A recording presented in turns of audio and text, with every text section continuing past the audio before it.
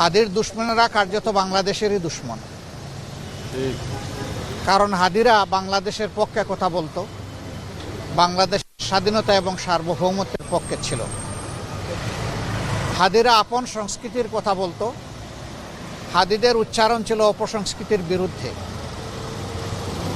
হাদিরা কোটি তরুণের প্রাণে দ্রোহের আগুন জ্বালিয়ে দিয়েছিল। এই দেশ, এই জাতি আমাদের দেশ এবং জাতির পাহারাদারি আমাদেরকেই করতে হবে। কোনো কালো চিলকে আমাদের ভাগ্যে আর চু মারার কোনো সুযোগ আমরা দেব না। এটাই ছিল তাদের অঙ্গীকার। তারা বলেছিল জীবন দিব, তবুও 24 দিব না। এটা কেন বলেছিল আমরা সবাই বুঝি। এটাই তাদের অপরাধ।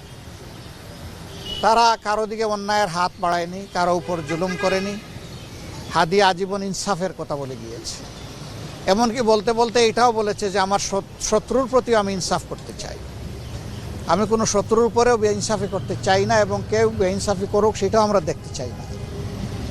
এমনই একটা নির্মল চরিত্রের ছেলে, যে আসলেই অনেকের অন্তরে জায়গা করে নিয়েছিল, এবং অনেকের ভালোবাসাটাই সম্ভবত তার জন্য কারো কারো ক্ষেত্রে সহ্য করা কঠিন হয়ে গিয়েছিল। এই জন্যেই তারা ষড়যন্ত্র করে দুনিয়া থেকে তাকে উঠিয়ে দিয়েছে। কিন্তু যারা বিপ্লবী, তাদেরকে খুন করে বিপ্লবের চেতনাকে খুন করা যায় না, বরঞ্চ সেই চেতনা আরও ছড়িয়ে পড়ে। গতকালকের জানাজা সারা দুনিয়া প্রত্যক্ষ করেছে, এবং আমরা মনে করি সারা দুনিয়ায় জানাজার সাথে মানসিকভাবে সম্পৃক্ত ছিল। আমরা শপথ নিতে চাই, আল্লাহ তাআলা যে দেশে আমাদেরকে পয়দা করেছেন, এই দেশ, এই জাতির জন্যে আমাদের সর্বোচ্চটুকু দিয়েই আমরা লড়ে যাব ইনশাল্লাহ। এবং আমরা আশাবাদী এই জাতি ইনশাল্লাহ সব ধরনের ফেসিবাদের কবল থেকে মুক্ত হবে ইনশাল্লাহ, সব ধরনের অন্যায় অবিচার থেকে মুক্ত হবে, বৈষম্য থেকে মুক্ত হবে, দুর্নীতির কোরাল গ্রাস থেকে মুক্তি পাবে। আমরা দুর্নীতির সেই দুর্বেদ্য জাল বেড়া একবারেই ভেঙে তছনছ করে দিতে চাই ইনশাআল্লাহ। এ পর্যন্ত আমাদের লড়াই অব্যাহত থাকবে ইনশাআল্লাহ। তাহলেই হাদি এবং হাদিদের আত্মা শান্তি পাবে। এই 24-এ যারা জীবন দিয়েছে, যারা লড়াই করে দুনিয়া থেকে বিদায় নিয়েছে, আল্লাহ তাআলা তাদের সকলকেও হাদি সহ শহীদ হিসাবে কবুল করুন। আমিন। যারা আহত পঙ্গু হয়ে বেঁচে আছেন, আল্লাহ তাআলা জীবন্ত এই শহীদদেরকে তার খাস কুদরত থেকে সাহায্য করুন, এবং এই জাতিকে তাদের থেকেই প্রেরণা নিয়ে নিজেদের কর্তব্য আদায়ের তৌফিক দান করুন।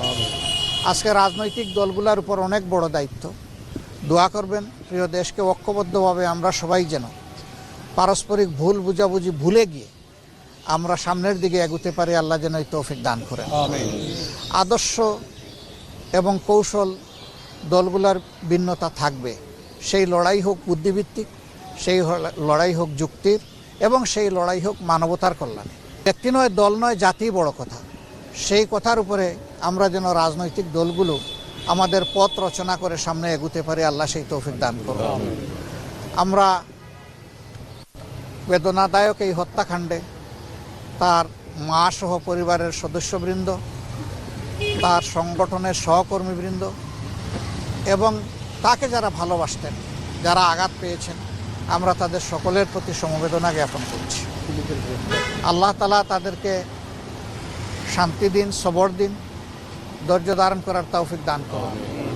গতকালের জানাজায় বারবার উচ্চারিত হয়েছে, খুনিদেরকে আমরা গ্রেপ্তার হয়েছে, শাস্তি পাচ্ছে, এটা আমরা দেখতে চাই।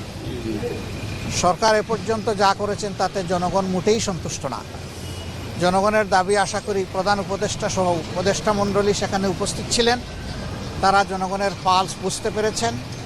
জনগণের পার্শ্বের প্রতি সম্মান দেখিয়ে অতি দ্রুত সমস্ত সন্দেহ সংশয়ের বাইরে এসে খুনিদেরকে গ্রেপ্তার করতে হবে এবং আইনের আওতায় আনতে হবে।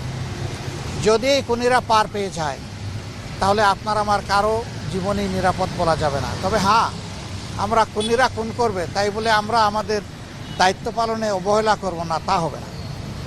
ওই খুনিদেরকে আমরা পরোয়া করি না। আমরা বিশ্বাস করি যিনি আসমান জমিনের মালিক তিনি আমাদের জীবনেরও মালিক, যিনি আসমান জমিনের মালিক তিনি আমাদের নিরাপত্তারও মালিক। সুতরাং আমাদের জীবন, আমাদের নিরাপত্তা মহান আল্লাহর হাতে তুলে দিলাম।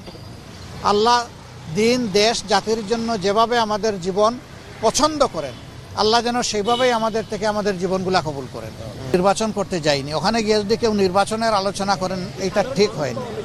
আচ্ছা, সাধারণ মানুষের কথা আপনারা শুনেছেন, স্বাভাবিক কারো কারো কার্যকলাপে এরকম যদি কিছু হয়, আমরা আপনাদেরকে বলতে চাই যে এই নির্বাচন ফেব্রুয়ারিতেই হোক, সেই ব্যাপারে আমরা দৃঢ় আশাবাদী এবং এই লক্ষ্যে আমাদের পক্ষ থেকে সঙ্গত সকল ধরনের সহযোগিতা আমরা করে যাব ইনশাআল্লাহ। এবং আমরা আশা করি যে এই নির্বাচন ফেব্রুয়ারিতেই হবে ইনশাআল্লাহ তাআলা। তবে নির্বাচনটা যেন সুষ্ঠু হয়, মানুষের কাছে গ্রহণযোগ্য হয়, জনমতের প্রতিফলন ঘটে এবং এখানে যেন অন্য কিছু কেউ চিন্তা না করে।